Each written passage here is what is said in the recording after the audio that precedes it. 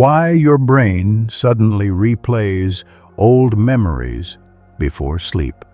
Welcome back, dreamers, to Echo of Dream Lab, where we venture into the deepest mysteries of the sleeping mind. Tonight, we're going to explore something you've probably experienced countless times, yet never fully understood. You're lying in bed, the room is dark, your body is relaxed, and you're just about to drift off to sleep when suddenly your mind takes you somewhere unexpected. Maybe it's that embarrassing moment from third grade when you tripped in front of the entire class, or a conversation with your grandfather who passed away years ago, or the smell of rain on a summer afternoon from a decade past. These memories, uninvited, yet so vivid, flood your consciousness just as you're trying to let go of the day. Why does this happen? Why does your brain, at the precise moment when you want it to quiet down, decide to open the archives and play scenes from your past? And why are these memories often ones you haven't consciously thought about in months, or even years? Today, we're diving deep into the neuroscience of pre-sleep memory replay. We're going to explore what's happening in your brain during those twilight moments, why old memories surface with such intensity, and what purpose this nocturnal cinema might serve. By the end of this journey, you'll understand that these random memory flashes aren't random at all. They're part of an elegant system your brain uses to process, organize, and preserve your life story.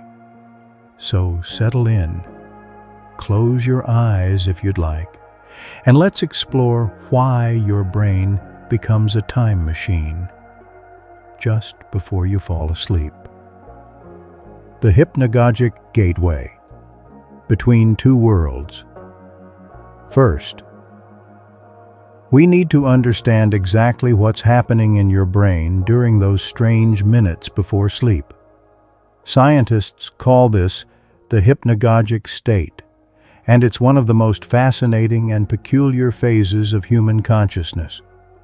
The word hypnagogic comes from Greek, hypnos, meaning sleep, and agogos, meaning leading toward. So literally, it's the state that leads you toward sleep. But this isn't just a passive transition, like a light gradually dimming. Instead, it's an active, dynamic state where your brain is doing something extraordinary. Imagine your consciousness as a house with many rooms. During your normal waking hours, certain rooms are brightly lit and busy. These are the areas of your brain handling logical thinking, sensory processing, and voluntary actions.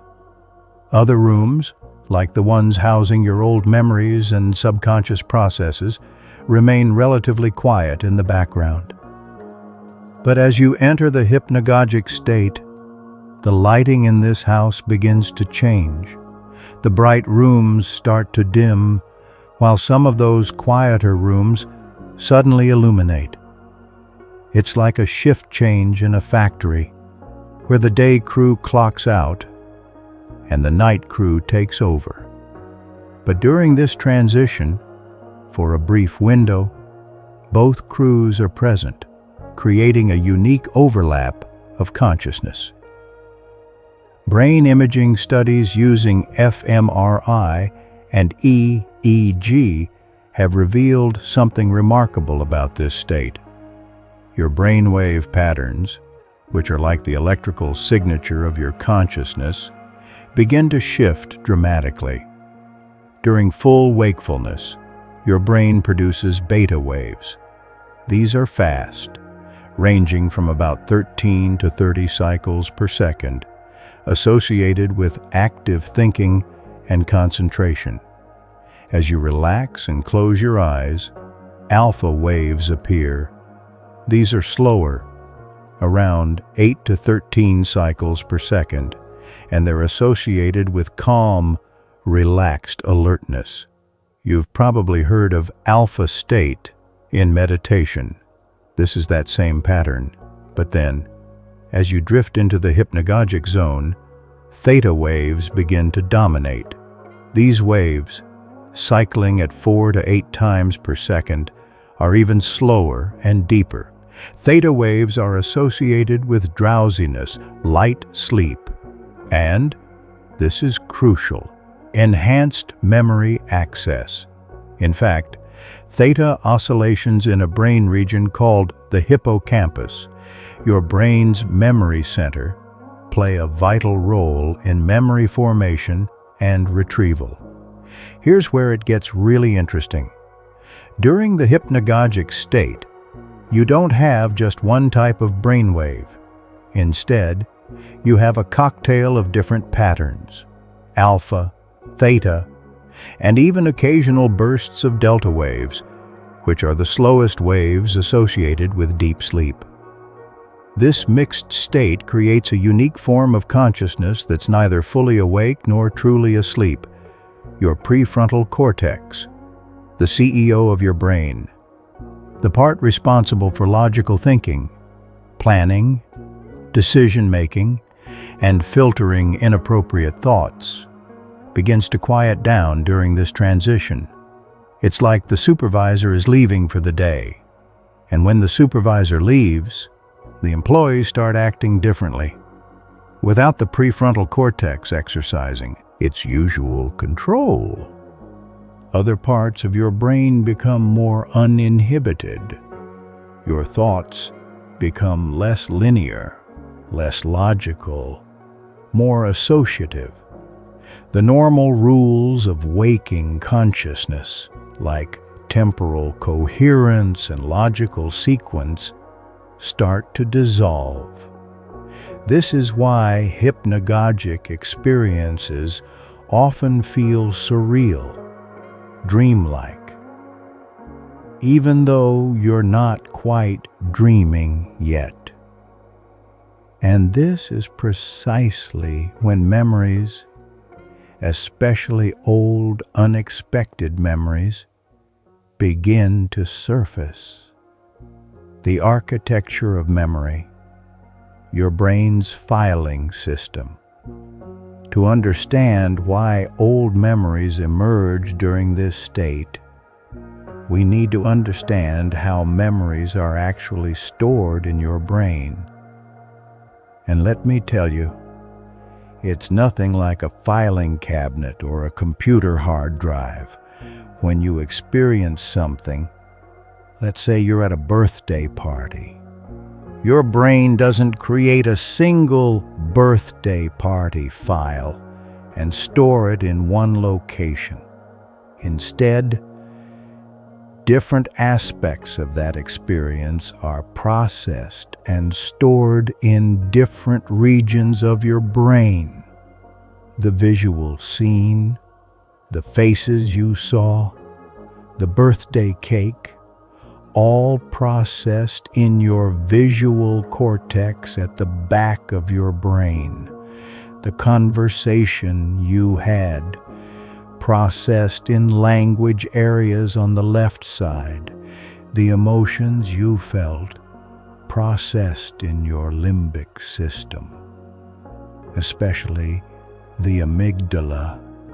The physical sensations, the warmth of the room, the taste of cake, processed in your somatosensory cortex.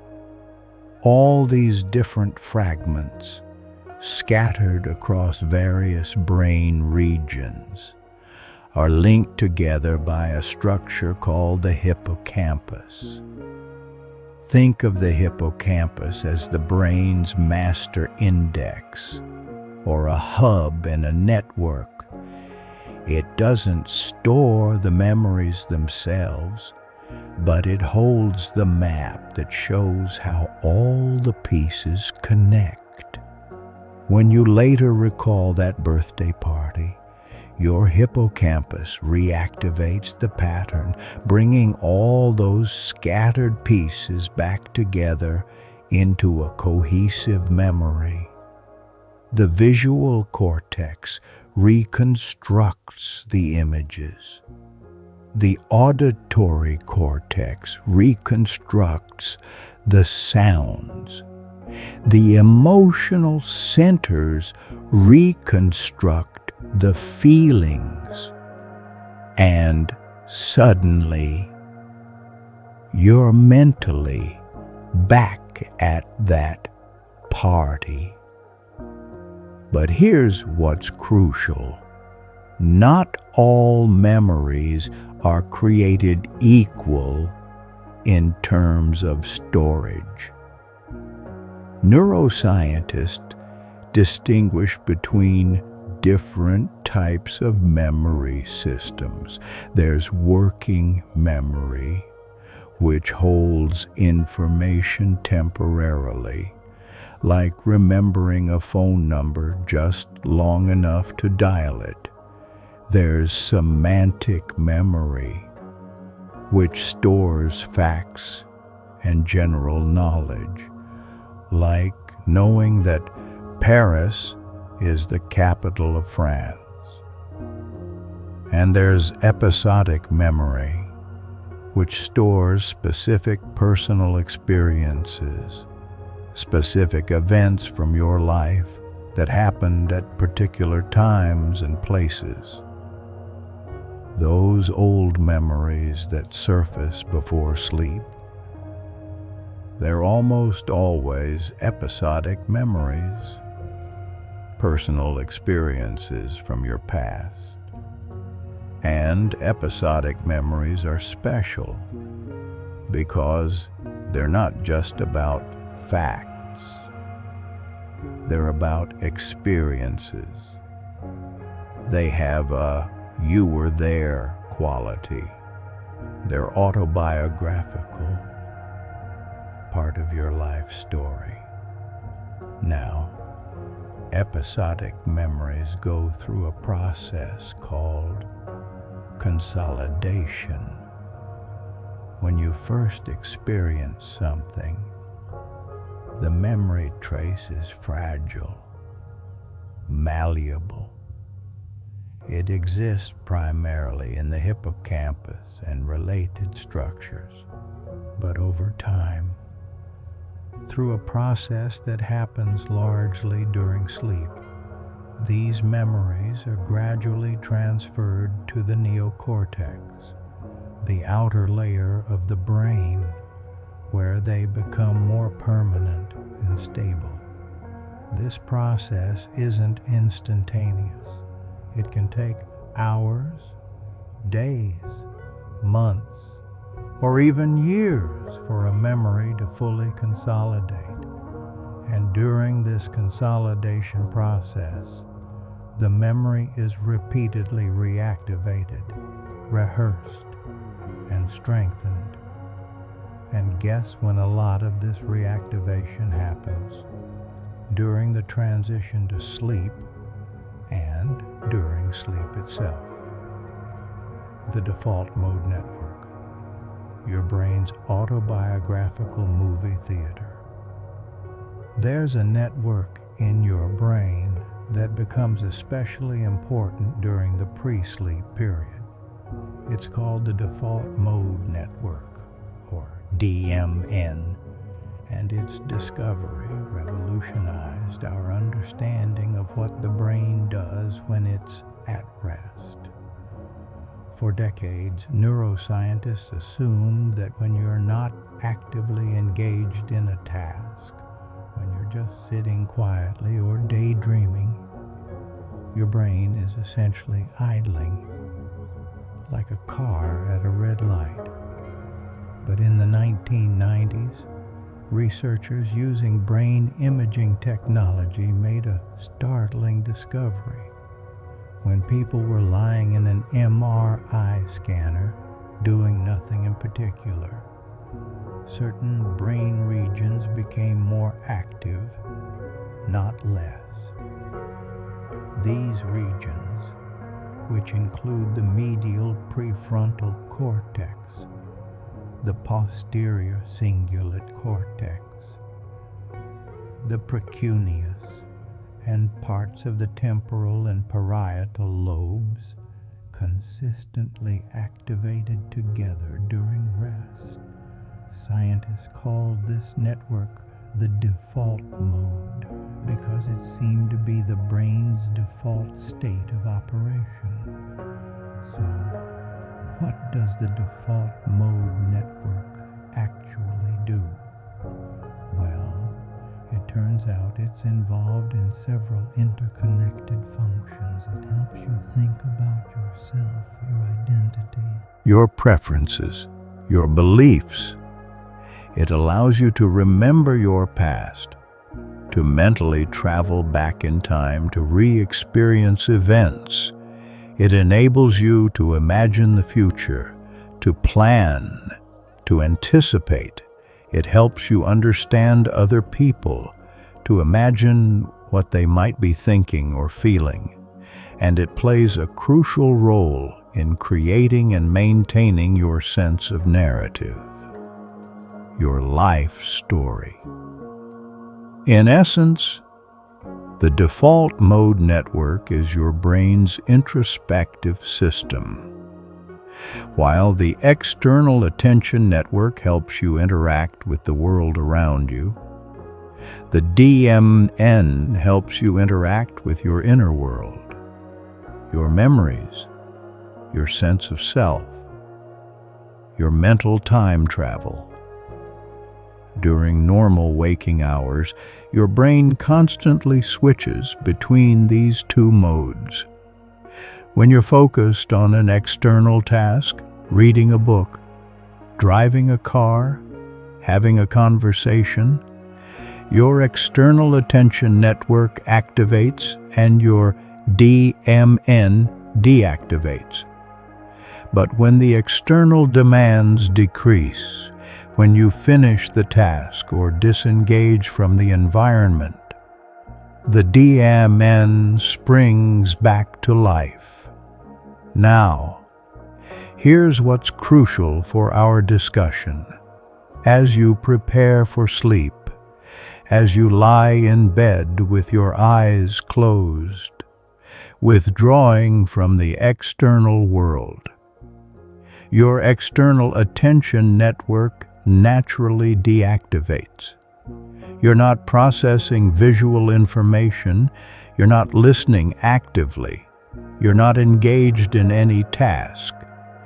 This creates the perfect condition for the default mode network to activate strongly.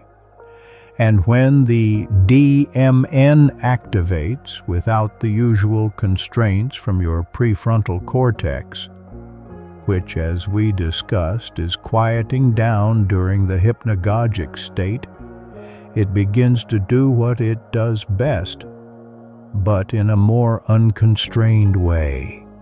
It starts pulling up memories, reflecting on experiences, making associations between different events in your life. But without the executive control normally provided by the prefrontal cortex, the DMN operates more freely, more spontaneously. It's like removing the curator from a museum and letting visitors wander randomly through the exhibits. The memories that surface might not follow any logical order. They might jump from your childhood to last week, from a significant life event to a mundane Tuesday afternoon. This is why the memories that emerge before sleep often seem random. They're not following the logical, voluntary memory recall you use during the day when you intentionally try to remember something.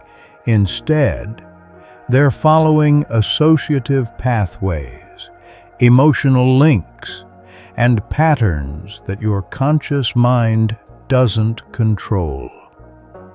Memory replay, the brain's review process.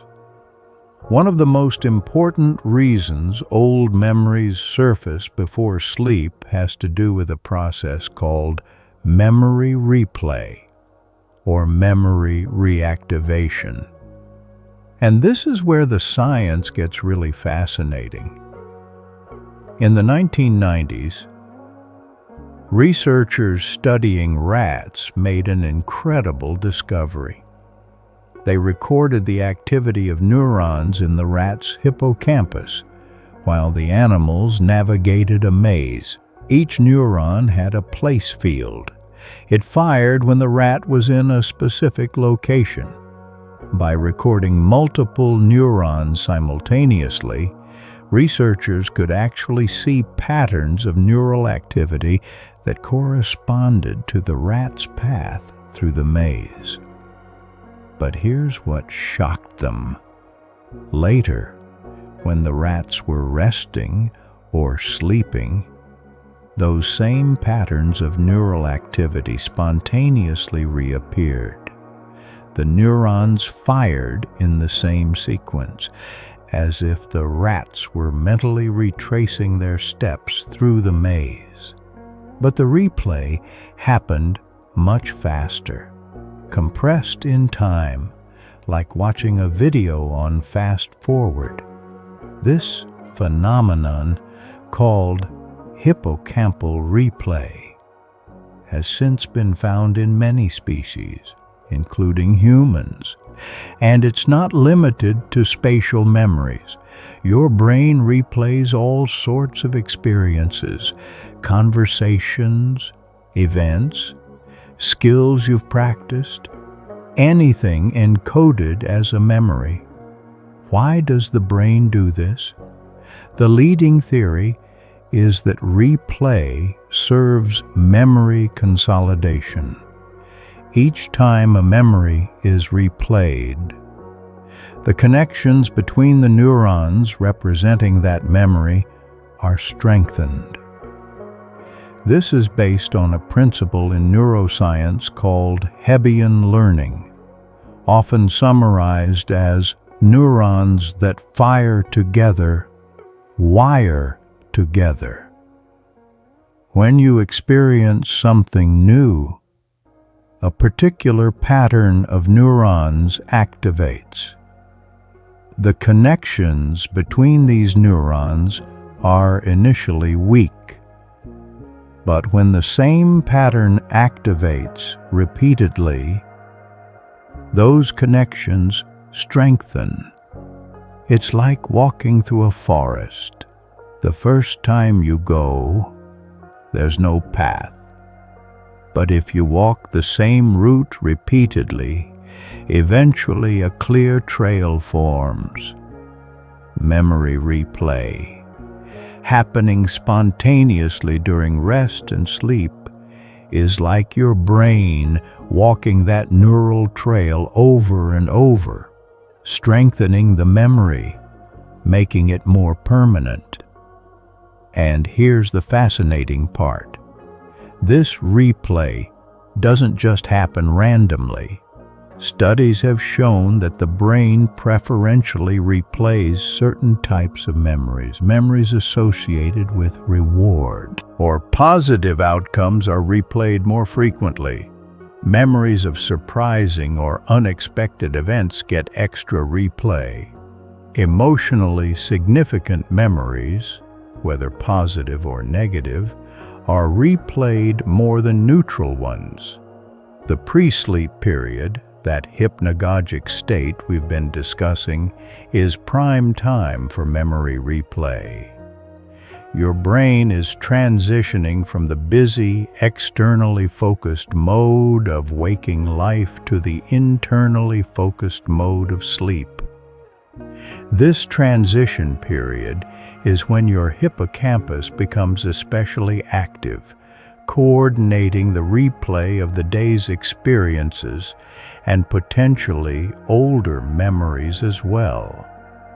So, when you're lying in bed and suddenly remember that conversation with your friend from 5 years ago, or that family vacation from your childhood, Your hippocampus might be deliberately replaying those memories, not randomly, but as part of an organized process of memory maintenance and consolidation. Think of it like this. Your brain is like a librarian who comes in after closing time to reorganize the books. During the day, while the library is open, books get pulled off shelves, left on tables, put back in the wrong places. But after hours, the librarian goes through systematically reshelving books, making sure everything is properly categorized, that important volumes are in accessible locations. Your pre-sleep memory replay is similar. Your brain is reviewing the day's experiences, comparing them to older memories, deciding what's important enough to strengthen, what connections to make between new and old information, and organizing everything for long-term storage. The emotional priority system. Why certain memories surface. Now you might be wondering if memory replay is organized and purposeful. Why do the memories that surface feel so random? Why do you suddenly remember that specific embarrassing moment or that particular conversation, and not the hundreds of other things that happened that day or week? The answer lies in how your brain prioritizes memories based on emotional significance. Your brain has limited resources. You experience thousands of moments every day, most of which are routine and unremarkable. If your brain tried to preserve all of these experiences equally, you'd quickly run out of storage capacity. So, your brain uses a sophisticated triage system to decide what's worth remembering and what can be forgotten.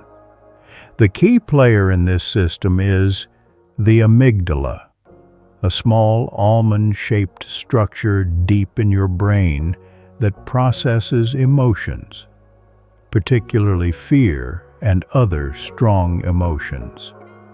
The amygdala works closely with the hippocampus during memory formation.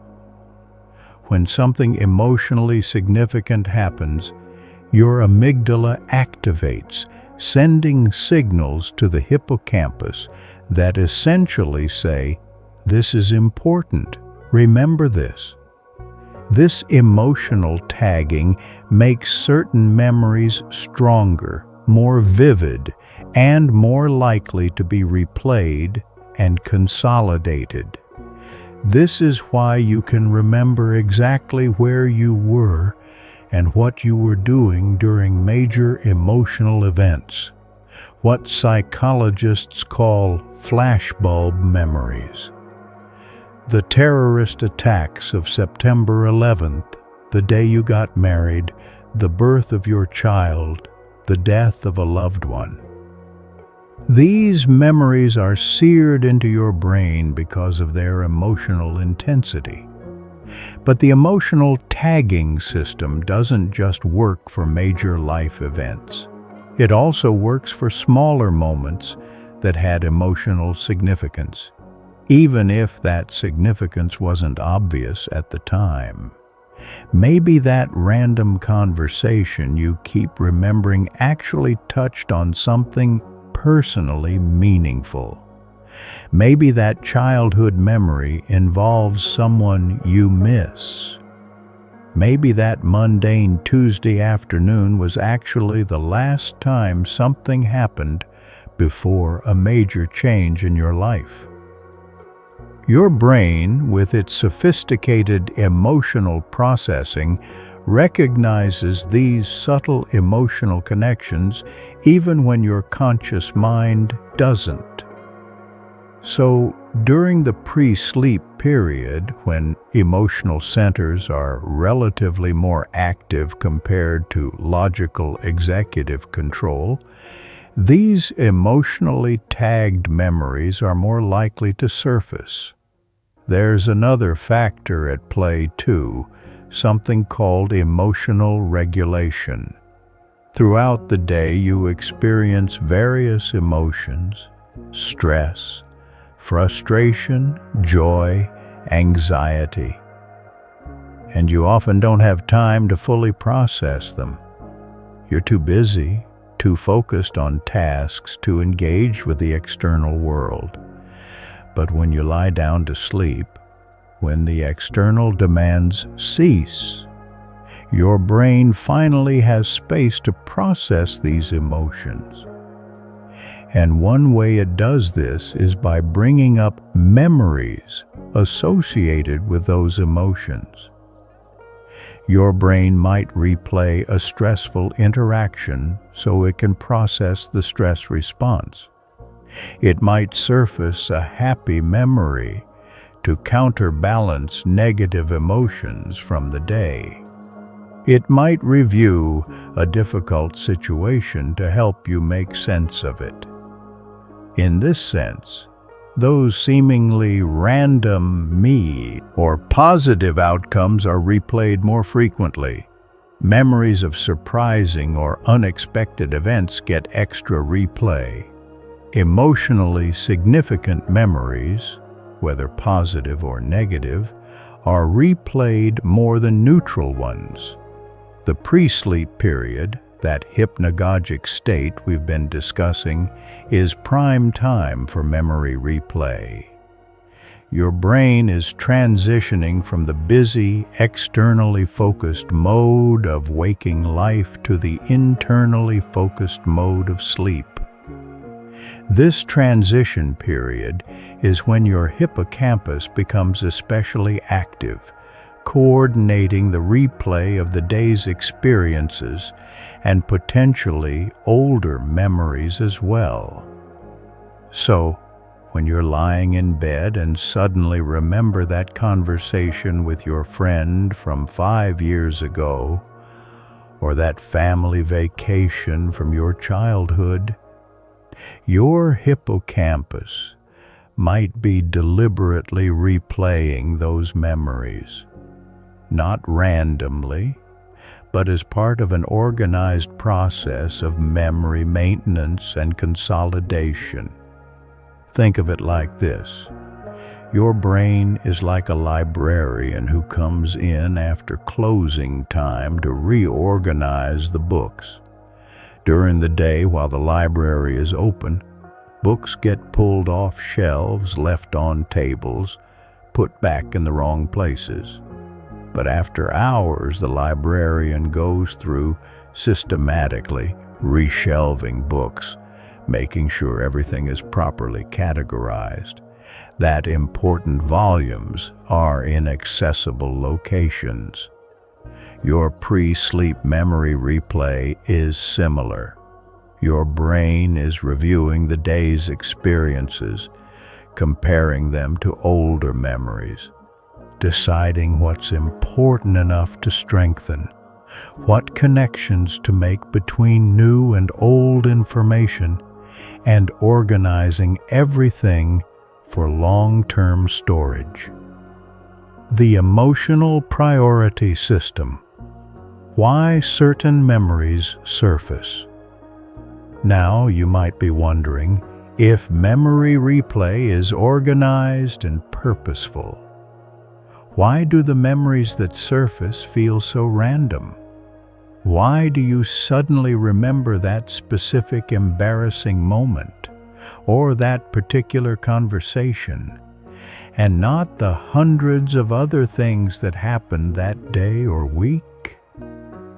The answer lies in how your brain prioritizes memories based on emotional significance. Your brain has limited resources. You experience thousands of moments every day, most of which are routine and unremarkable. If your brain tried to preserve all of these experiences equally, you'd quickly run out of storage capacity. So, your brain uses a sophisticated triage system to decide what's worth remembering and what can be forgotten. The key player in this system is the amygdala, a small almond-shaped structure deep in your brain that processes emotions, particularly fear and other strong emotions. The amygdala works closely with the hippocampus during memory formation. When something emotionally significant happens, your amygdala activates, sending signals to the hippocampus that essentially say, "This is important. Remember this." This emotional tagging makes certain memories stronger, more vivid, and more likely to be replayed and consolidated. This is why you can remember exactly where you were and what you were doing during major emotional events, what psychologists call flashbulb memories. The terrorist attacks of September 11th, the day you got married, the birth of your child, the death of a loved one. These memories are seared into your brain because of their emotional intensity. But the emotional tagging system doesn't just work for major life events. It also works for smaller moments that had emotional significance, even if that significance wasn't obvious at the time. Maybe that random conversation you keep remembering actually touched on something personally meaningful. Maybe that childhood memory involves someone you miss. Maybe that mundane Tuesday afternoon was actually the last time something happened before a major change in your life.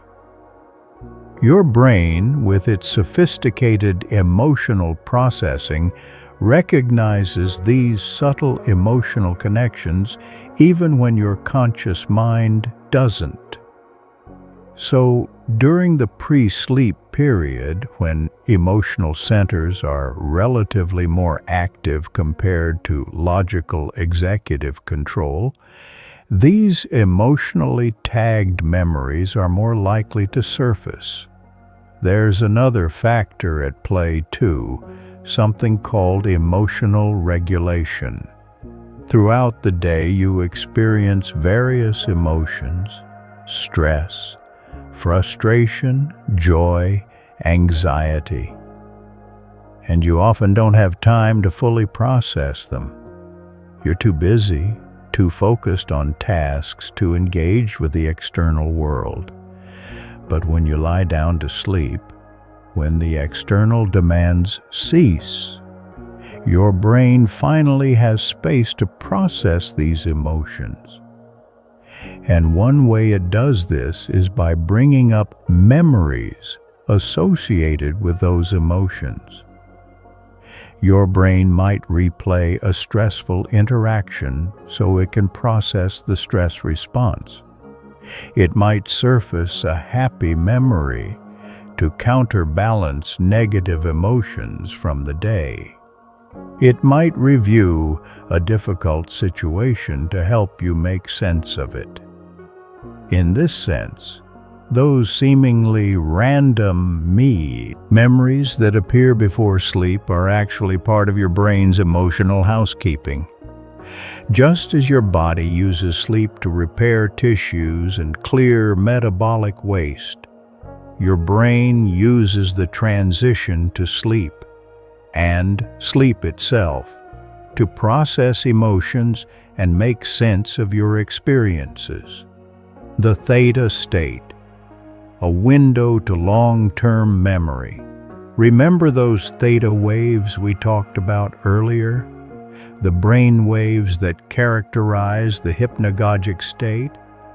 Well, they deserve a closer look because they're intimately connected to memory access. Theta waves, oscillating at about 4 to 8 cycles per second, are particularly strong in the hippocampus during both the pre-sleep period and certain stages of sleep.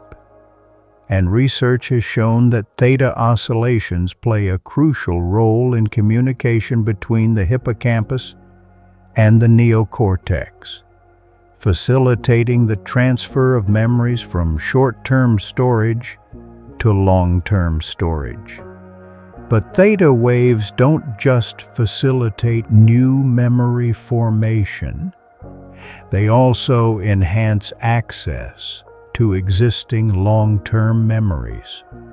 Several studies have found that when the brain is producing strong theta waves, people are better able to recall information from the distant past.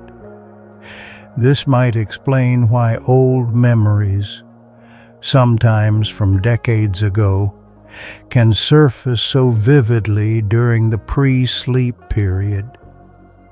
Your brain, operating in theta mode, has enhanced access to the deep archives of long-term memory.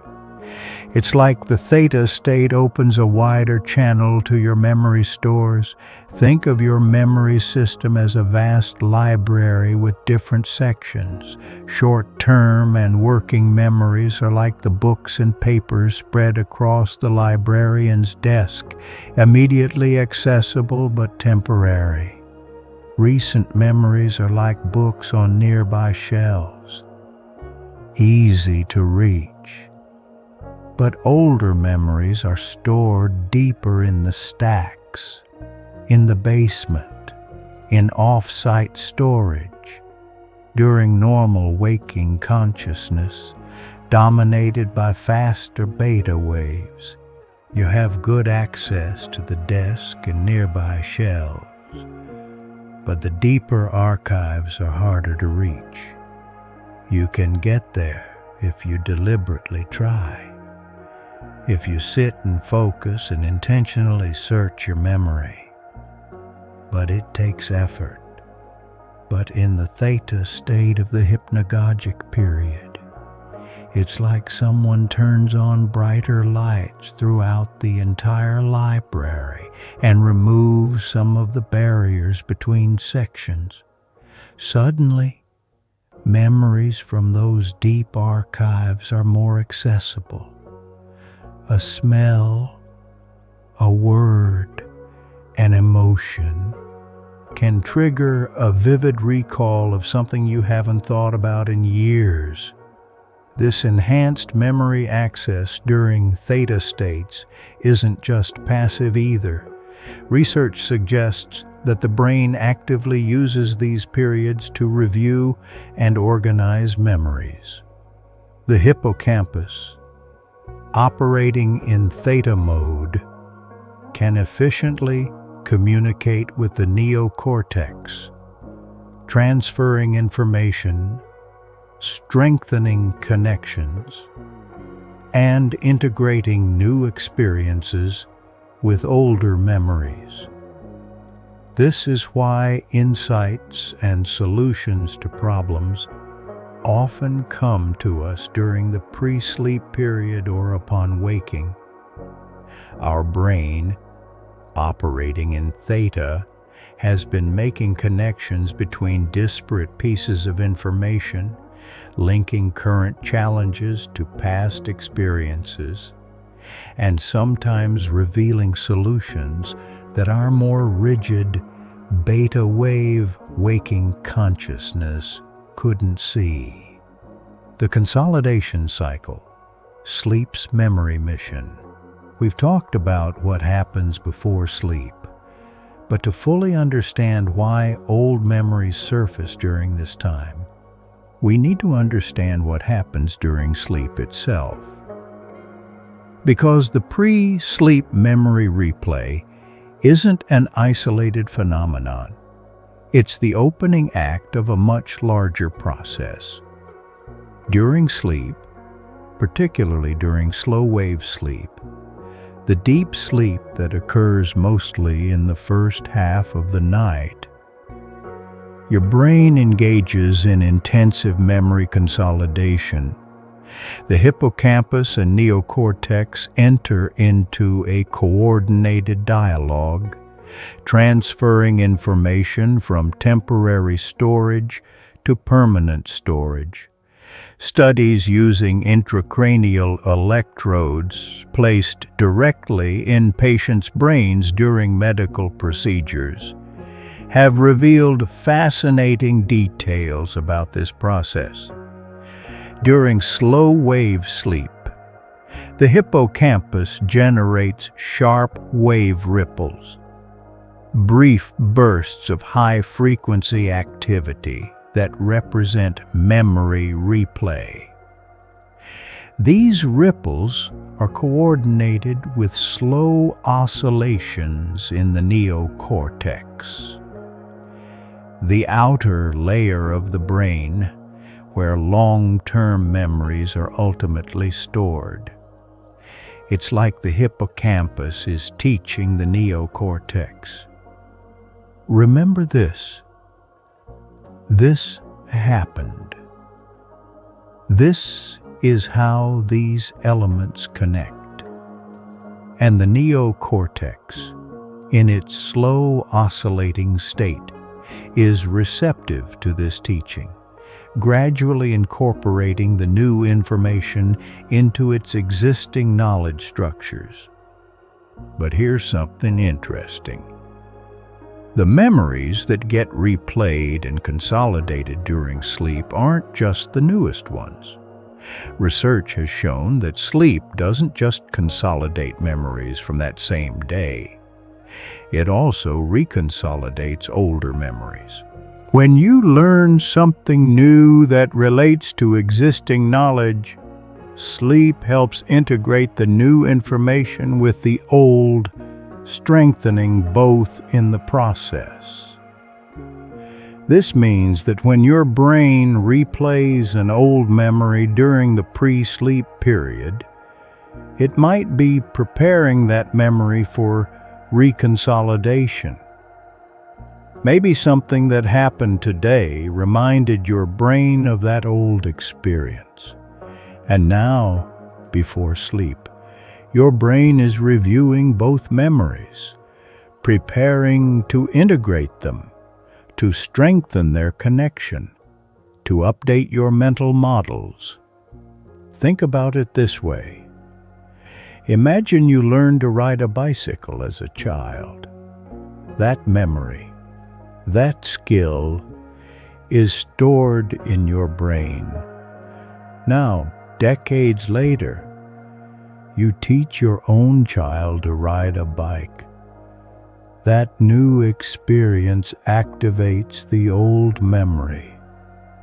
And that night, as you're falling asleep, your brain might replay both memories, the old and the new, strengthening the connections between them, updating your understanding of bike riding, integrating the emotional experience of teaching your child with your own childhood experience of learning.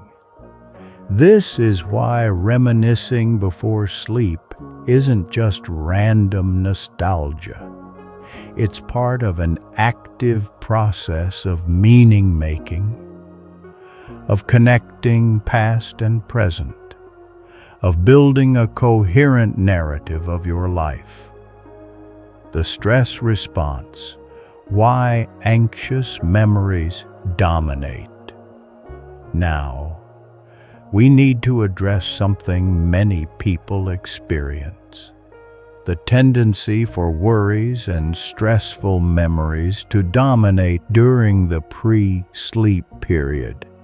You might have noticed that it's often not happy memories that surface before sleep, but rather embarrassing moments, conflicts, mistakes, or anxieties about upcoming events. Why does the brain seem to have a negativity bias during this vulnerable time? The answer involves the interaction between stress systems and memory systems in your brain. The hypothalamic pituitary adrenal axis, or HPA axis, is your body's main stress response system. When you experience stress during the day, this system activates, releasing hormones like cortisol. Cortisol, while often called the stress hormone, actually plays important roles in memory formation and consolidation. In moderate amounts, cortisol enhances memory consolidation, particularly for emotionally significant or stressful events. This makes evolutionary sense. If something potentially dangerous or important happens, you want to remember it clearly so you can avoid similar situations in the future or handle them better. But here's the problem. In modern life, many of us experience chronic stress. Our cortisol levels remain elevated throughout the day and even into the evening. And elevated cortisol can bias memory replay toward negative or stressful content. Additionally, when you're trying to fall asleep, your conscious defenses are down. During the day, you can distract yourself from worrying thoughts.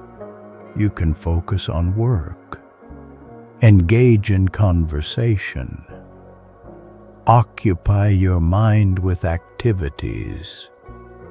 But in the quiet darkness before sleep, there's nothing to distract you.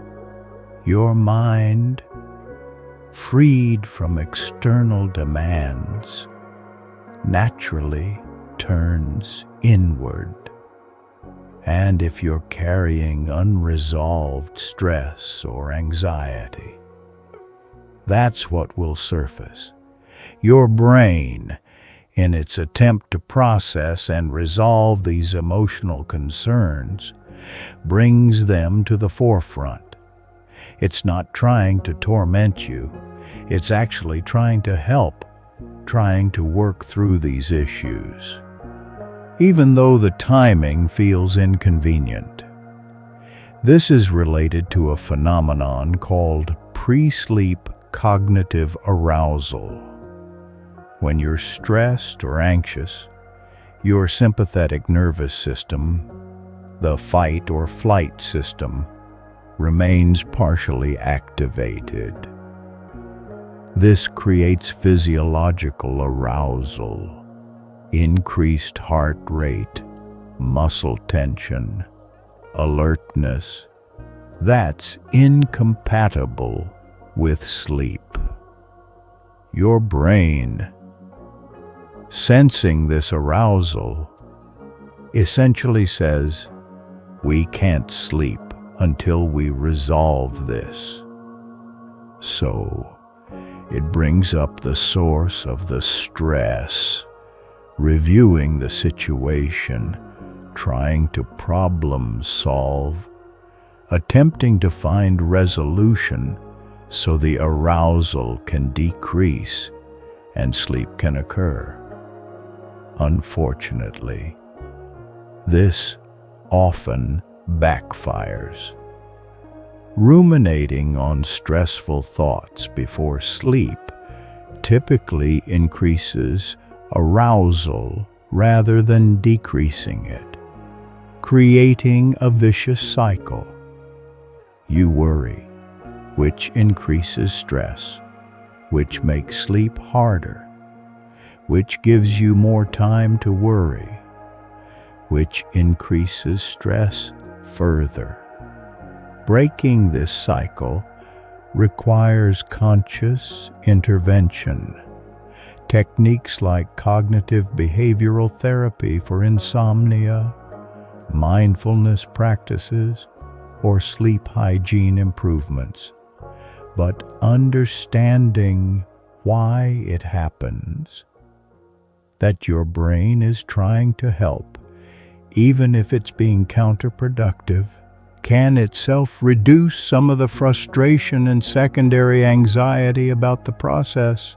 The deeper mechanisms and meaning. Welcome back to part 2. Let's continue our exploration into why your brain replays old memories as you drift toward sleep. The associative network. How one memory triggers another. To truly understand why specific old memories surface before sleep, we need to explore how memories are connected in your brain. Memories don't exist in isolation. They form a vast interconnected network, where each memory is linked to others through various associations. These associations can be based on many factors. Time. Memories from the same period of your life are linked together. Place. Memories that occurred in the same location are connected. People. Memories involving the same individuals cluster together. Emotions. Memories that evoked similar feelings are associated. Sensory details, a particular smell, sound, or visual element can link otherwise unrelated memories. And meaning. Memories that share thematic elements or significance are connected. Imagine your memory system as a massive spider web. Each memory is a point on the web, connected by threads to other memories. When one memory activates, the activation spreads along these threads, potentially triggering related memories. During normal waking consciousness, your prefrontal cortex exerts strong top-down control over this process. When you want to remember something specific, your conscious mind constrains the search, guiding the activation along relevant pathways while suppressing irrelevant ones. It's like walking through the web on a specific path, ignoring all the side routes. But during the hypnagogic state, with reduced prefrontal control, activation can spread more freely through the network. One memory triggers another, which triggers another, following associative pathways that your conscious mind wouldn't necessarily choose. This is why the memories that surface before sleep often seem to jump around illogically. You might remember your grandmother's kitchen, which triggers a memory of a birthday party held there, which triggers a memory of a friend from that time, which triggers an unrelated memory of that friend from years later. And suddenly you're thinking about your first job, even though you started trying to recall your grandmother. The chain of associations makes perfect sense to your brain. Each link connects meaningfully to the next. But the overall progression seems random because you're not consciously controlling it. Research using neuroimaging has actually tracked these spreading activation patterns in the brain. When a memory is recalled, you can see activity light up, not just in the areas representing that specific memory, but in nearby areas representing related memories.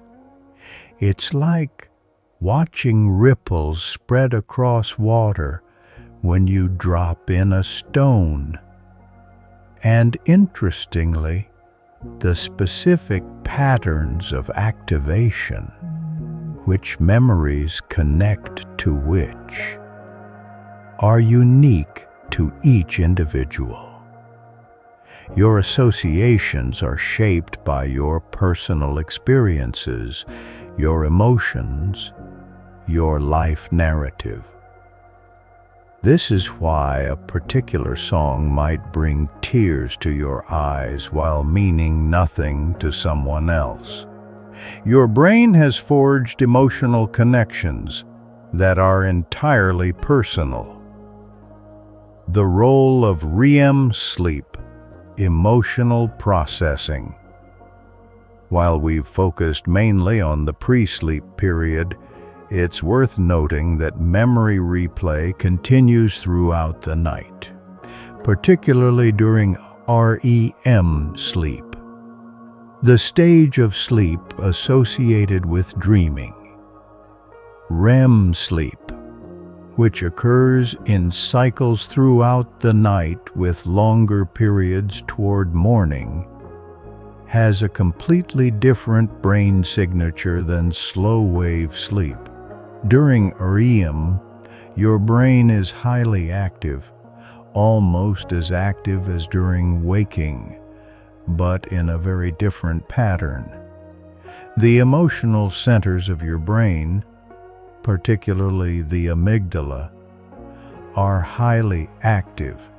Meanwhile, the prefrontal cortex, your rational control center, remains relatively quiet. This creates a brain state that's ideal for emotional processing. Memories are reactivated during REM sleep, but they're processed in an emotional context without the dampening effect of logical analysis. This might be why dreams often have such intense emotional content, and why they frequently incorporate memories, especially emotionally significant ones. Some researchers believe that REM sleep helps strip away excessive emotion from memories, a process called emotional depotentiation. When something stressful or traumatic happens, the memory is initially tagged with intense emotion. During subsequent REM sleep, the memory is reactivated, but in a brain state where stress hormones like norepinephrine are suppressed. This allows the factual content of the memory to be preserved while the emotional intensity is gradually reduced. Think of it like watching a scary movie multiple times. The first viewing might be terrifying, but each subsequent viewing might be terrifying. Subsequent viewing, while you remember what happens, becomes less scary. Your brain has separated the content from the emotional response. REM sleep does something similar with emotional memories. But here's what's relevant to our discussion.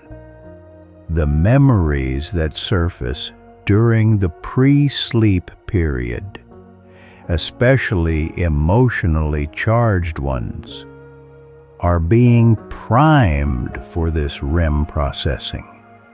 When your brain brings up that embarrassing moment or that painful memory as you're falling asleep, it might be preparing to process that memory during the night's REM periods. In this sense, the pre-sleep memory review is like a preview of the night's processing work. Your brain is identifying which memories need emotional attention, which experiences need to be integrated, which emotions need to be regulated. The autobiographical narrative, building your life story. There's another crucial function of pre-sleep memory replay that we haven't fully explored yet. Its role in maintaining your sense of self and your life narrative. You are not just a collection of random memories. You have a coherent sense of who you are. A narrative that connects your past, present, and future into a meaningful story. This autobiographical narrative is constantly being updated, revised, and maintained by your brain. The default mode network, which, as we discussed, becomes especially active during the pre-sleep period, is centrally involved in autobiographical processing. It helps you make sense of your experiences in the context of your life story. It connects new experiences to older memories, maintaining continuity of self.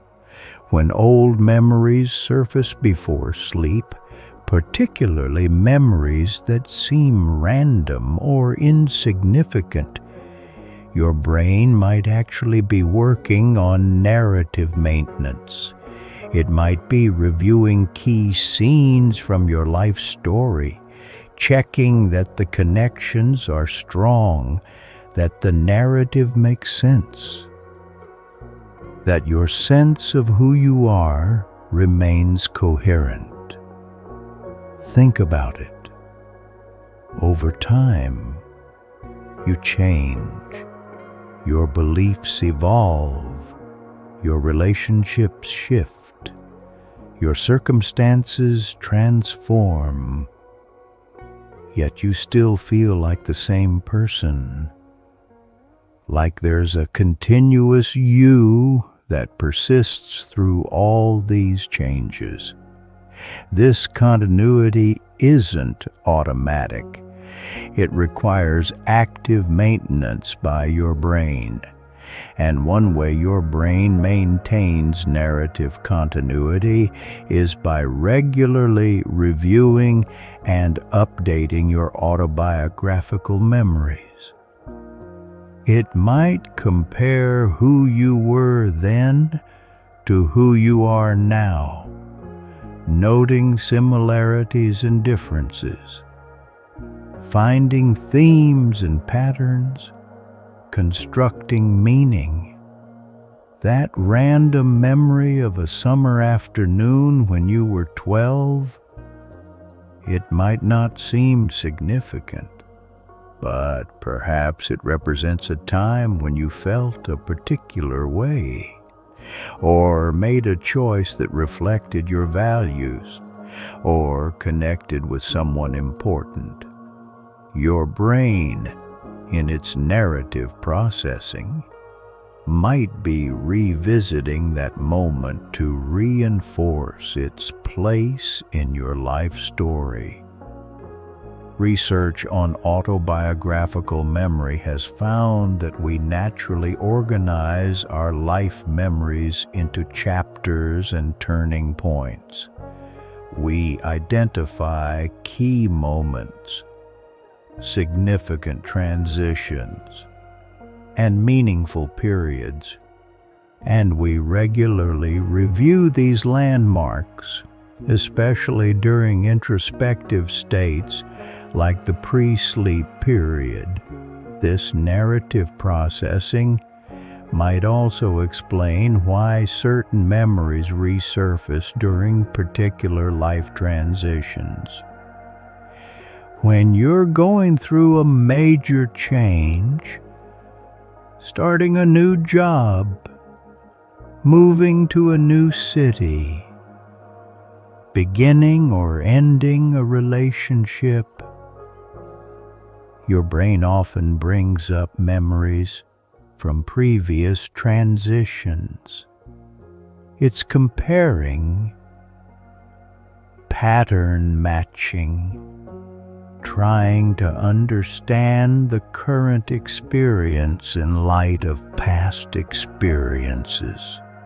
So when you're lying in bed and suddenly remember how you felt during your first day of college, even though that was years ago, your brain might be drawing parallels to something in your current life.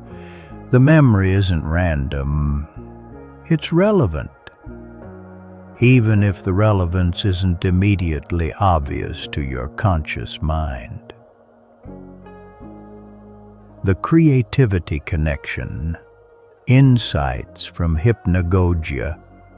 The hypnagogic state isn't just important for memory processing, it's also renowned for producing creative insights and unusual mental associations.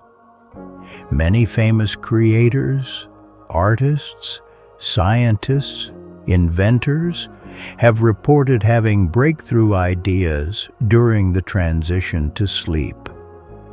Salvador Dali, the surrealist painter, famously used a technique to capture hypnagogic imagery. He would sit in a chair holding a spoon over a metal plate. As he drifted toward sleep, his muscles would relax, the spoon would drop, and the clang would wake him, allowing him to remember and record the strange images and ideas from the hypnagogic state. Thomas Edison used a similar method, holding ball bearings that would fall and wake him as he nodded off. Nikola Tesla reported that many of his inventions came to him in hypnagogic states.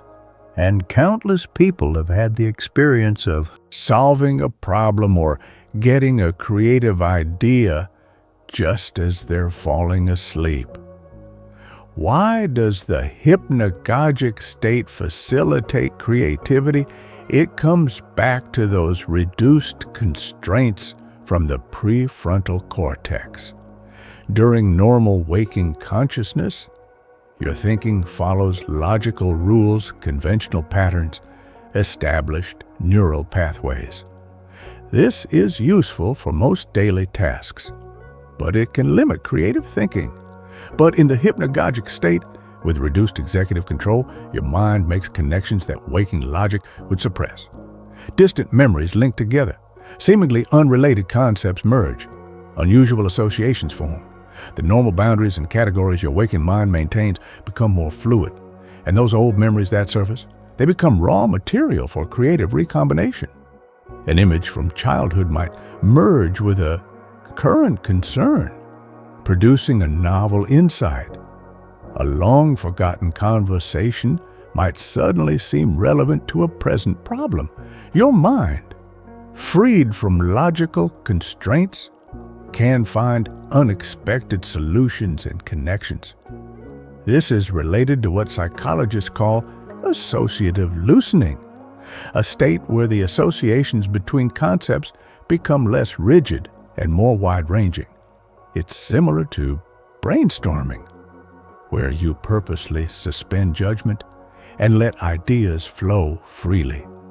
The hypnagogic state naturally produces this mental condition.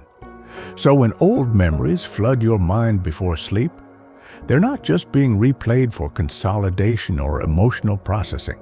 They're also being made available as material for creative synthesis, for problem solving, for generating new insights by combining old information in new ways. The social emotional review, relationships in memory, a particular category of memories that frequently surfaces before sleep, involves social interactions, relationships, and emotionally significant encounters with other people. There's a good reason for this. Humans are profoundly social creatures. Our brains have evolved elaborate systems for understanding, predicting, and navigating social interactions. A large portion of your brain, including much of the prefrontal cortex and temporal lobes, is dedicated to social cognition. Throughout the day, you engage in countless social interactions, some significant, many mundane. You read facial expressions, interpret tone of voice, navigate social hierarchies, maintain relationships, manage impressions, and constantly adjust your behavior based on social context. All of this social information needs to be processed and consolidated just like any other memory. But social memories are special because they involve complex emotional content and require sophisticated understanding of other minds.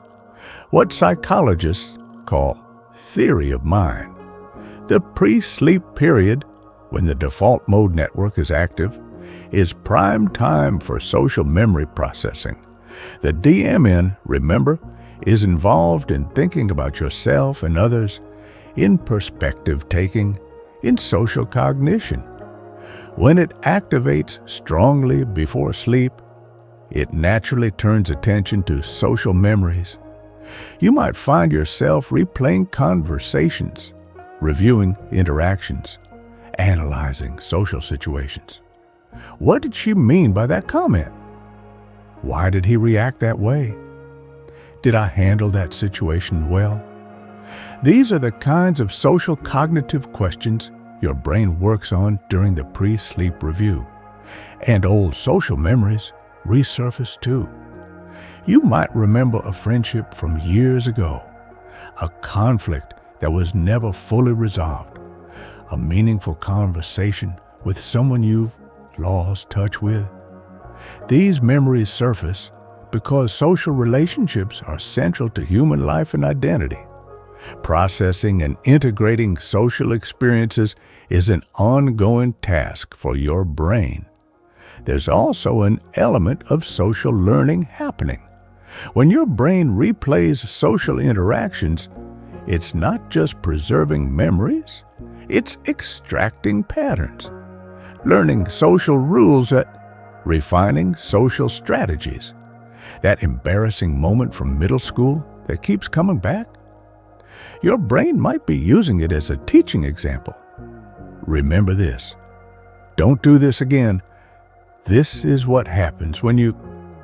It might feel like your brain is torturing you by bringing up embarrassing memories, but it's actually trying to help you learn and improve your social navigation skills. The emotional intensity of the memory serves to reinforce the lesson sleep spindles and memory stabilization. Let's get a bit more technical and discuss a specific sleep feature called sleep spindles. These are brief bursts of rhythmic brain activity, lasting a second or two, that occur during stage 2 sleep, the transitional stage between light sleep and deep sleep. Sleep spindles, which appear on EEG as characteristic waveforms with a frequency of about 12 to 16 hertz, are generated by interactions between the thalamus and the cortex.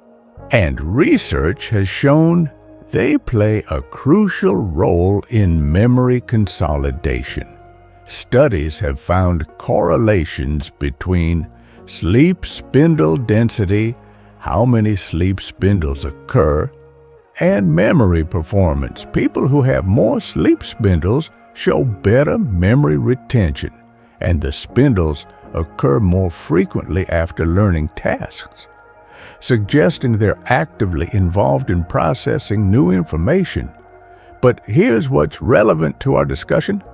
The memories that are replayed during the pre-sleep period, during that hypnagogic state, may be the very memories that get targeted for sleep spindle-associated consolidation during subsequent sleep.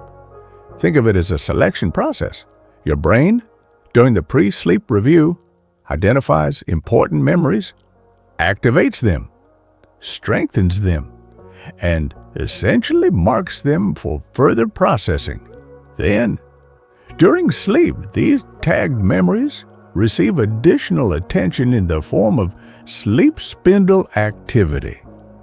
This might explain why thinking about something before sleep, intentionally reviewing information or rehearsing a skill, can improve memory consolidation. You're essentially telling your brain, this is important. Prioritize this during sleep processing. And those spontaneous old memories that surface, they might be getting selected for reconsolidation, for strengthening, for integration with newer information. Your brain has determined, through processes not entirely understood, that these particular memories need attention. And the pre-sleep activation is the first step in an all-night processing cycle.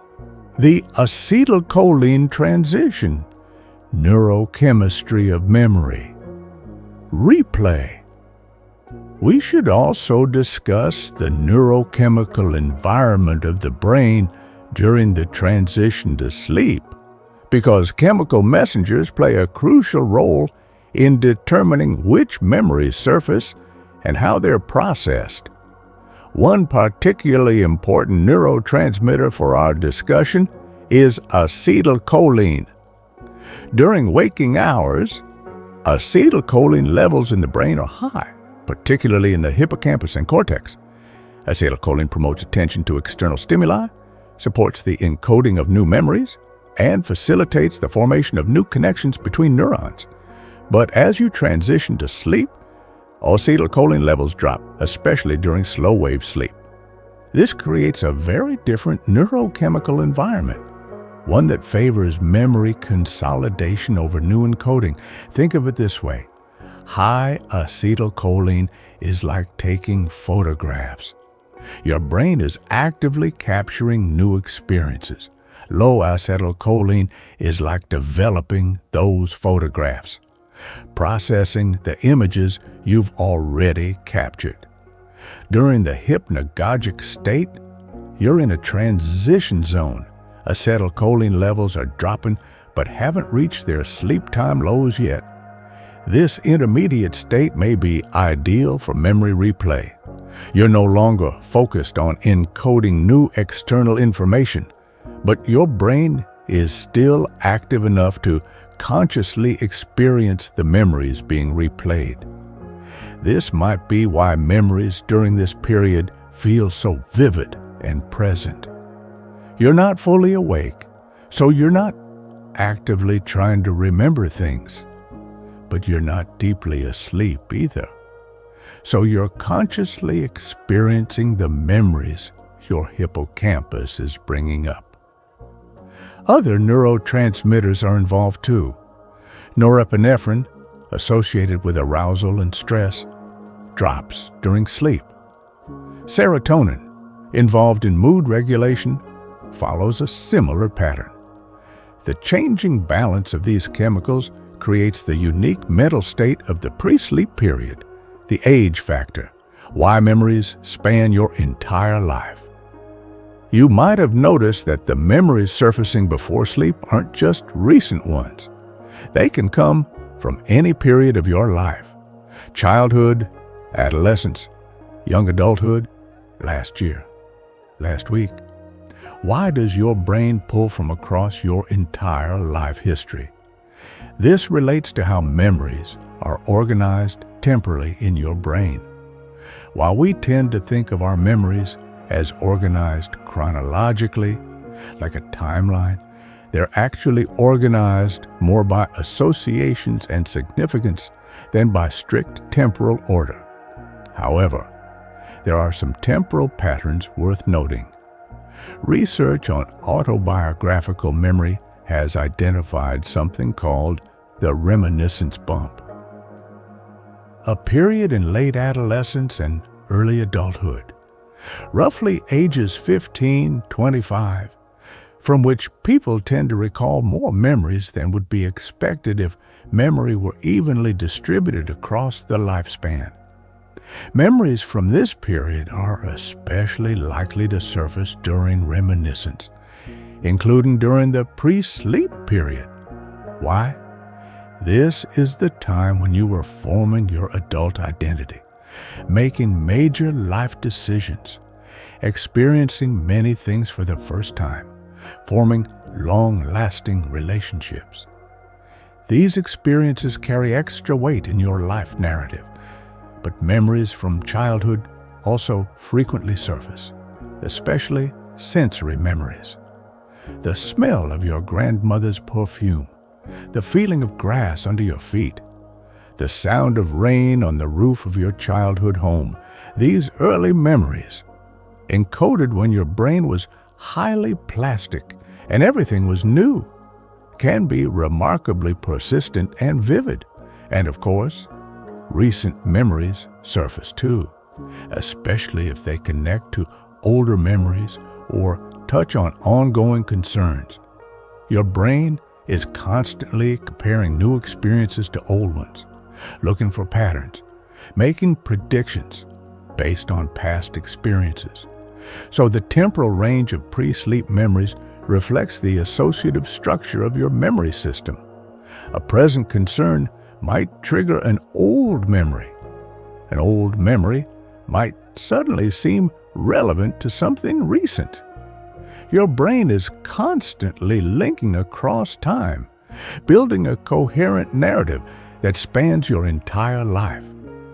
The forgetting function, when memory replay leads to loss. Interestingly, memory replay before sleep doesn't always strengthen memories. Sometimes it can actually lead to forgetting, or more accurately, to memory updating that makes the original memory less accessible. This might seem counterintuitive, but it's actually an important function. Your brain doesn't want to remember everything with perfect accuracy. If it did, you'd be overwhelmed with useless information. Instead, your brain selectively maintains important information while allowing less important details to fade. Moreover, when memories are reactivated, they become temporarily unstable, a state called reconsolidation. During this unstable period, memories can be updated, modified, or even partially erased before they're stored again. This is why memories aren't perfect recordings. Each time you recall something, you're actually reconstructing it from fragments, and each reconstruction can be slightly different, influenced by your current knowledge, beliefs, emotions, and context. So, when old memories surface before sleep, they're being reconstructed in your current mental state. Details might be added, removed, or altered. The gist remains, but specifics can change. This isn't a bug, it's a feature. It allows your brain to keep memories relevant and updated rather than preserved in amber. That memory of your 5th birthday party isn't locked in time. It's been updated over the years, refined, connected to newer information, integrated into your evolving sense of self. And sometimes, when a memory is reactivated but deemed no longer important, the brain might actually weaken it rather than strengthening it. This selective forgetting helps keep your memory system efficient, focusing resources on what matters. Clinical implications. When memory replay goes wrong, understanding normal memory replay before sleep can also help us understand what happens when this process doesn't work correctly. Several sleep and psychiatric disorders involve disruptions to normal memory processing. Post-traumatic stress disorder, TAID, or PTSD, for example, involves abnormal memory consolidation. Traumatic memories, instead of being normally processed and integrated, remain hyper-accessible and emotionally intense. They intrude into consciousness, especially during the pre-sleep period and during dreams, causing significant distress. In PTSD, the normal process of emotional depotentiation during REM sleep appears to be disrupted. The traumatic memory gets replayed, but the emotional intensity doesn't diminish. Instead, each replay might actually strengthen the memory and its associated fear response, creating a vicious cycle. Depression is associated with changes in memory processing too. People with depression often show increased rumination, repetitive dwelling on negative thoughts and memories. During the pre-sleep period, this can manifest as intrusive negative memories, self-criticism, and worry, which then interferes with sleep, creating another vicious cycle. Insomnia, whether primary or secondary to other conditions, often involves cognitive arousal during the pre-sleep period. The mind races, thoughts intrude, memories surface. But instead of this being a peaceful review process, it becomes distressing and prevents sleep onset.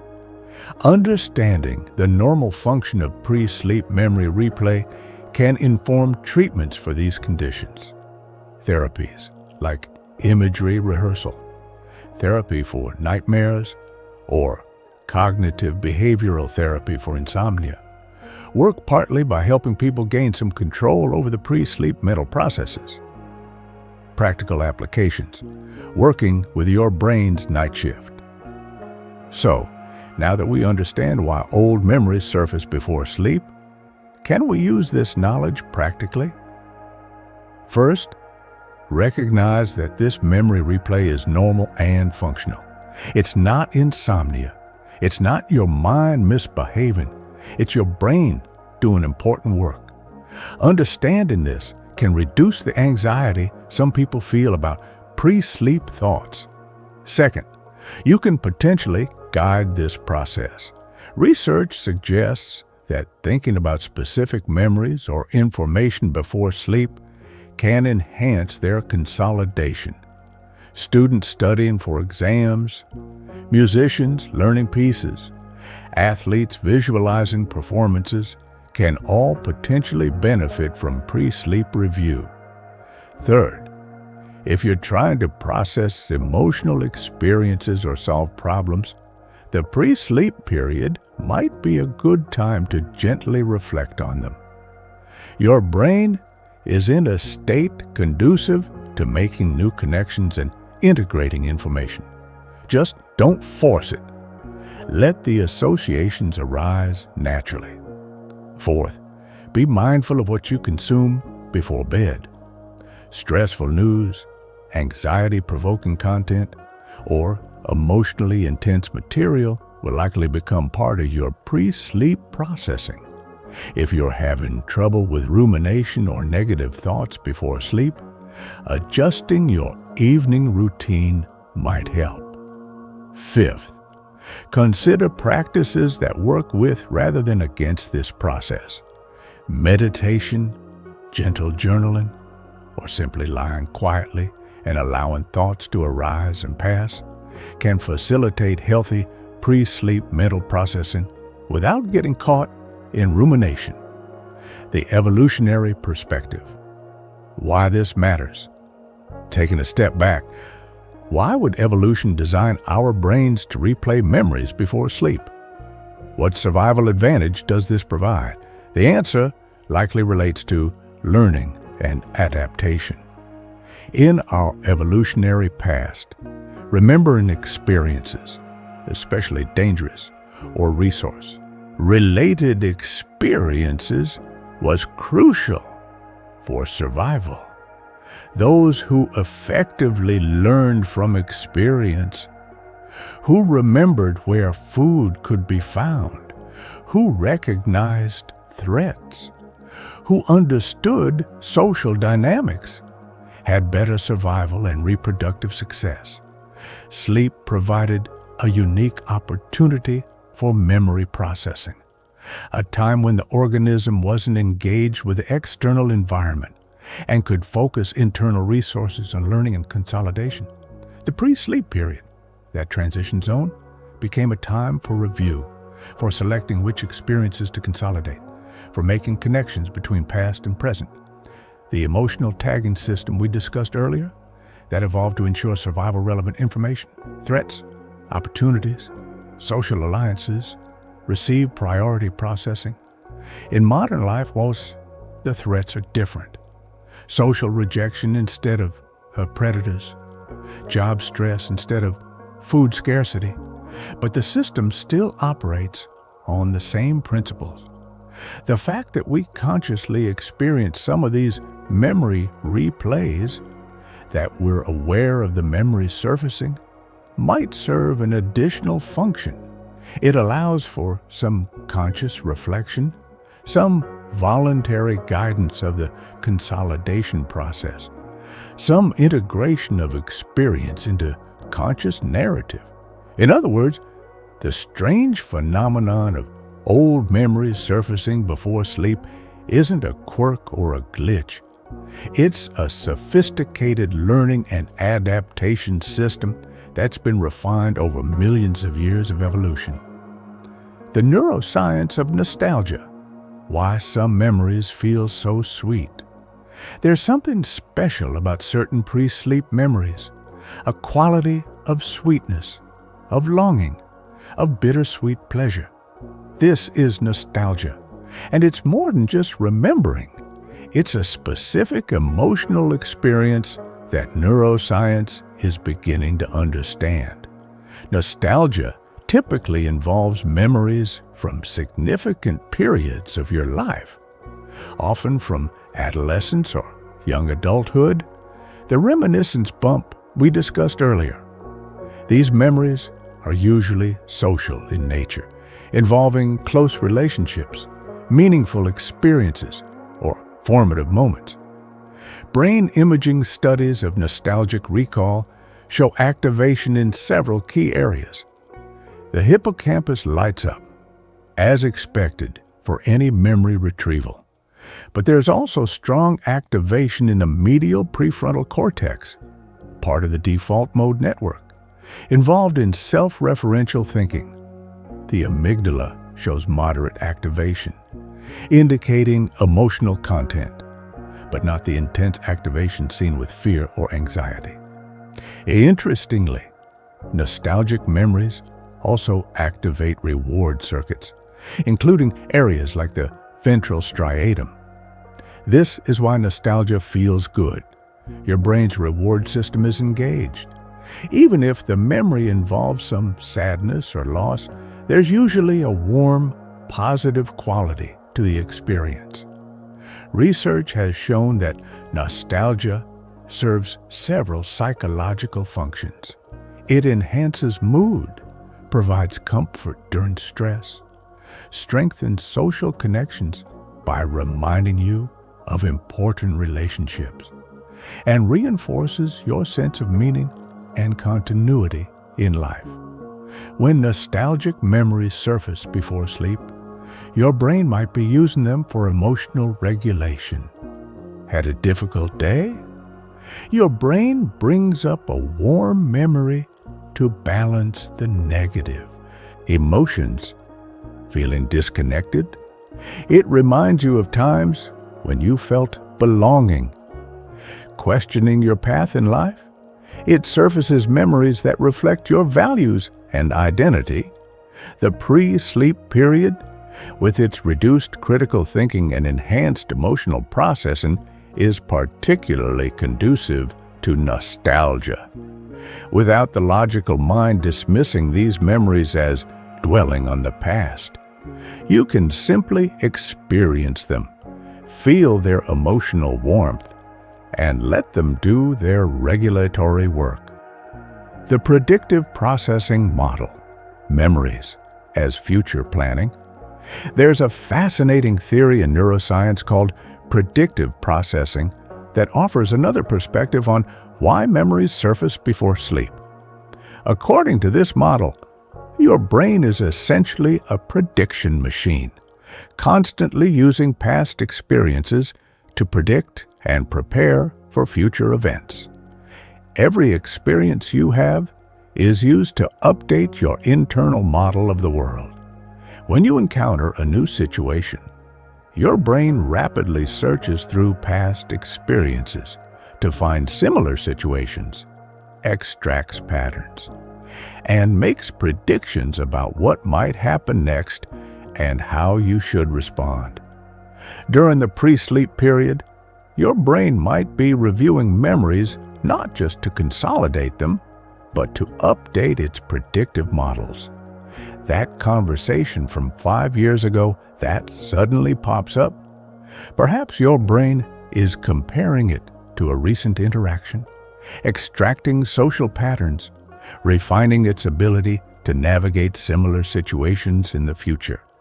This would explain why memories often surface when they seem relevant to current concerns, even if you don't consciously see the connection. Your brain, operating below conscious awareness, has identified a pattern match, a similarity between past and present that can inform future predictions. Studies have shown that the hippocampus isn't just a memory system. It's also involved in imagination and future thinking.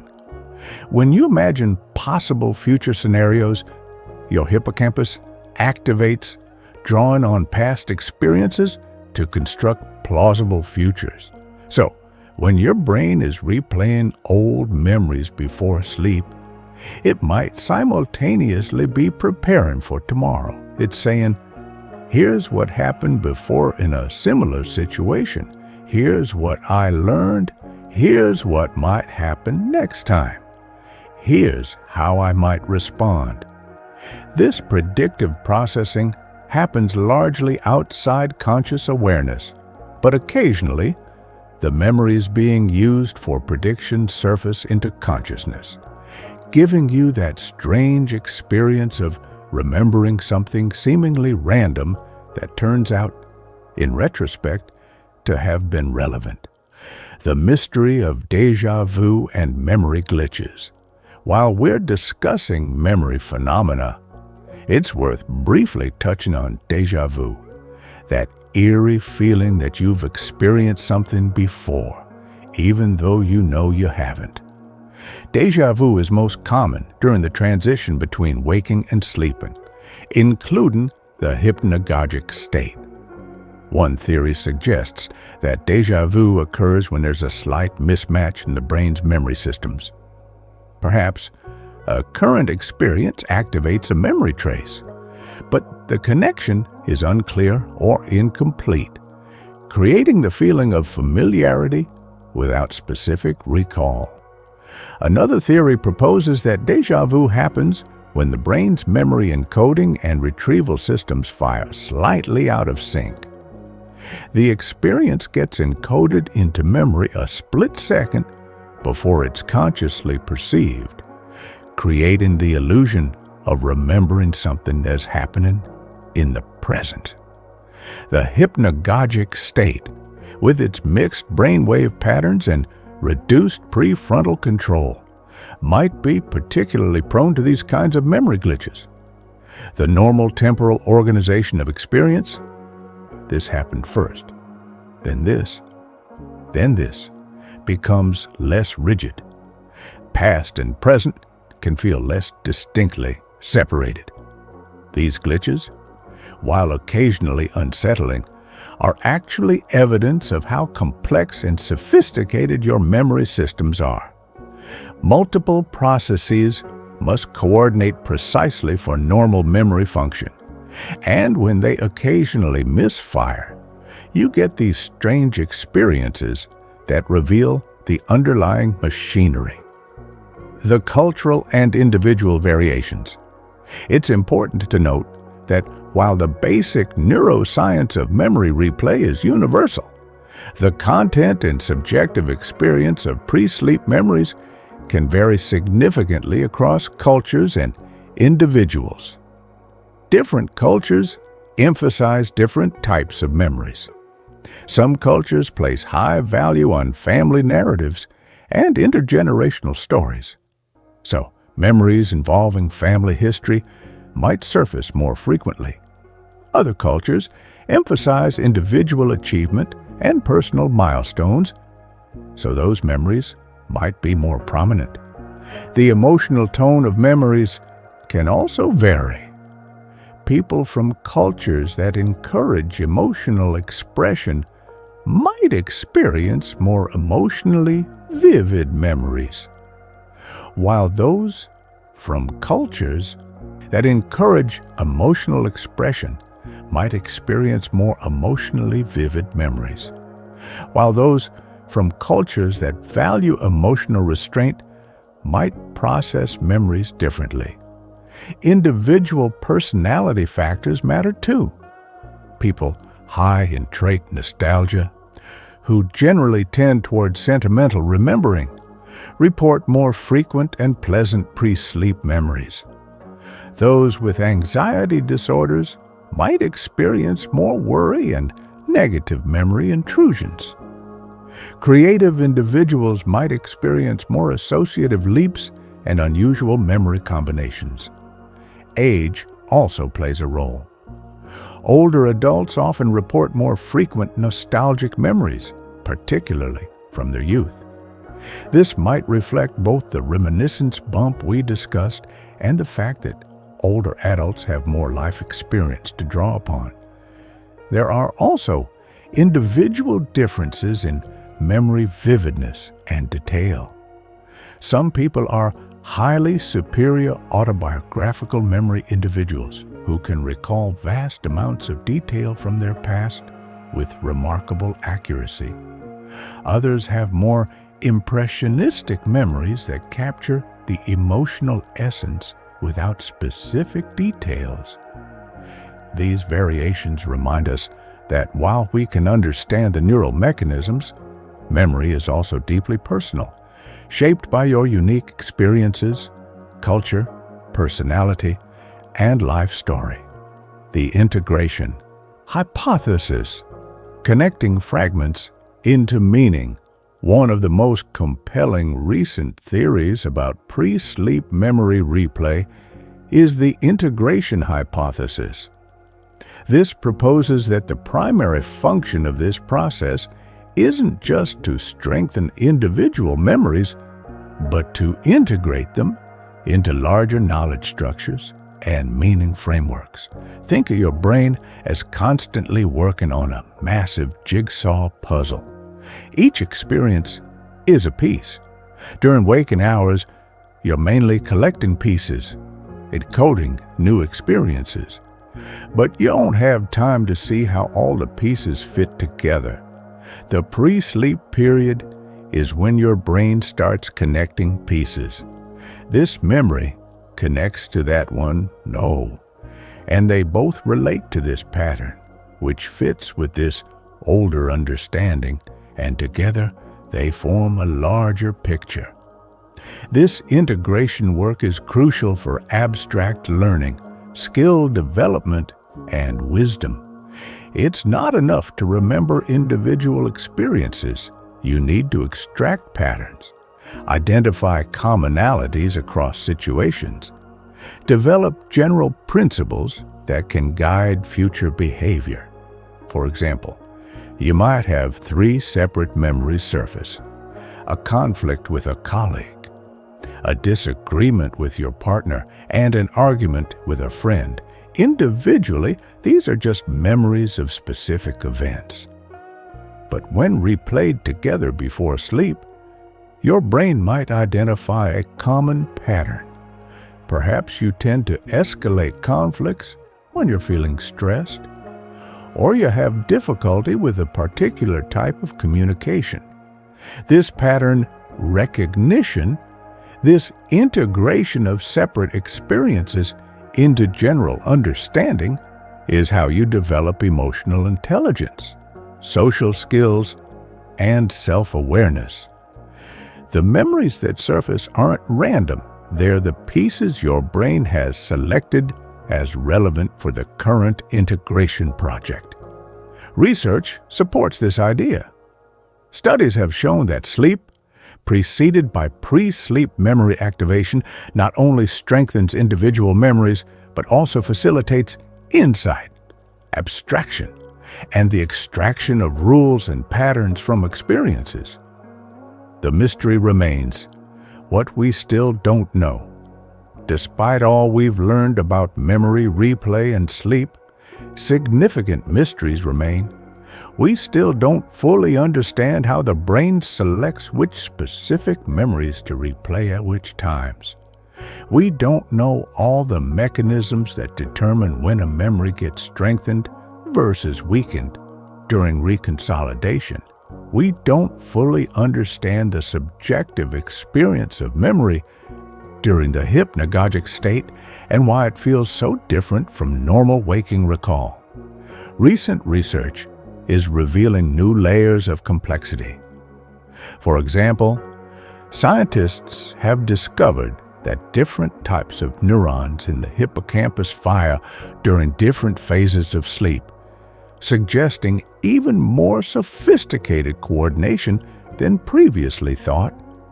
Studies of memory replay at the cellular level are revealing intricate timing patterns and sequences that we're only beginning to decode. We're also learning that memory consolidation isn't a one-night process for many memories. Some memories require multiple nights of sleep, spread over weeks or months, to fully consolidate. And the interaction between different sleep stages, slow wave sleep, REM sleep, the transitions between them involves timing and coordination mechanisms that are more complex than early models suggested. There's also the fascinating question of individual differences. Why do some people have rich, vivid pre-sleep memories, while others report little conscious experience during this period? Why do some people naturally recall dreams, while others rarely remember them? Why are some people more prone to rumination and negative memories, while others experience mainly positive nostalgia?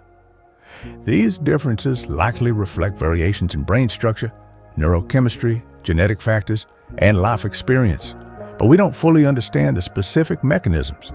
Each person's brain is unique, shaped by their individual history and biology, and these differences create variations in how memory systems operate. Another mystery is the relationship between pre-sleep memories and dream content. Sometimes memories that surface before sleep appear in dreams that night, but often they don't. Sometimes dreams incorporate memories that didn't consciously surface during the pre-sleep period.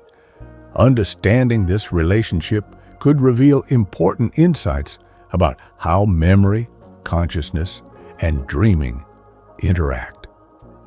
The future of memory research, where we're heading. The field of memory neuroscience is advancing rapidly, with new technologies and methods revealing ever more detail about these processes. Some exciting directions for future research include precision brain stimulation.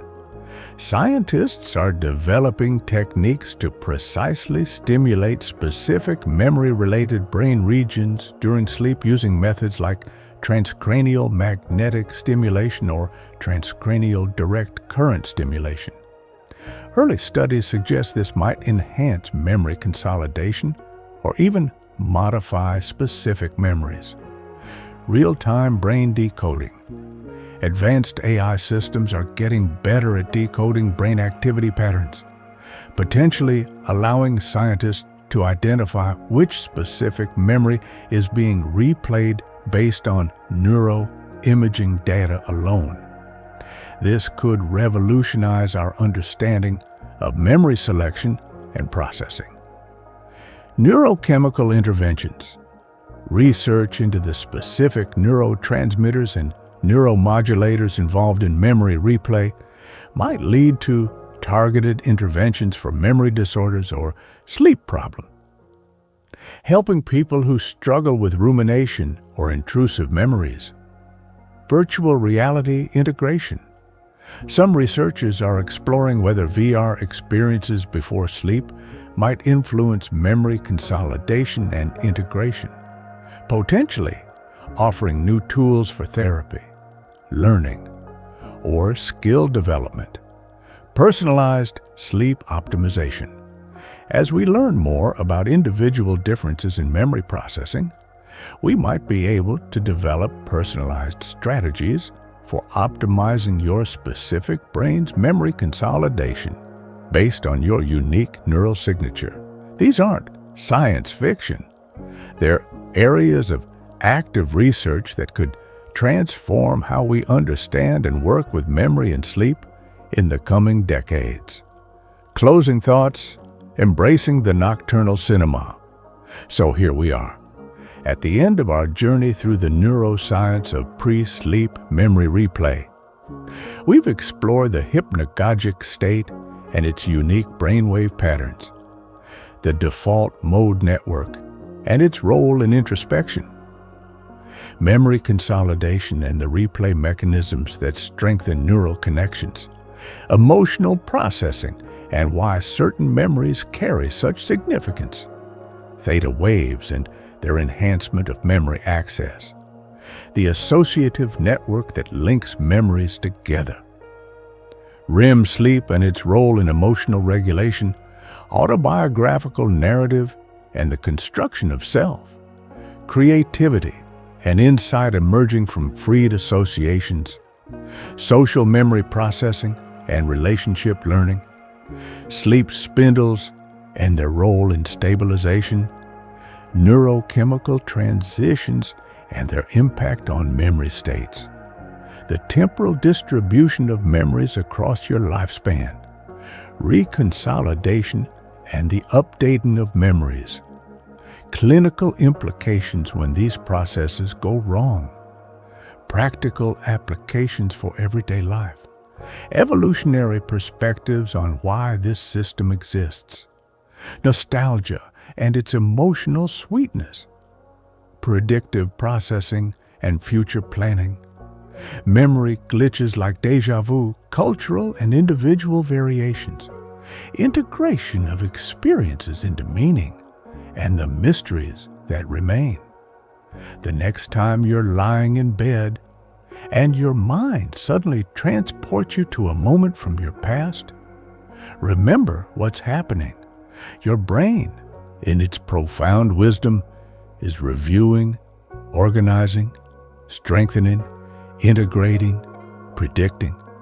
Old memories surface not randomly, but as part of an elegant system for learning, adaptation, emotional regulation, and self-understanding that's been refined over millions of years of evolution.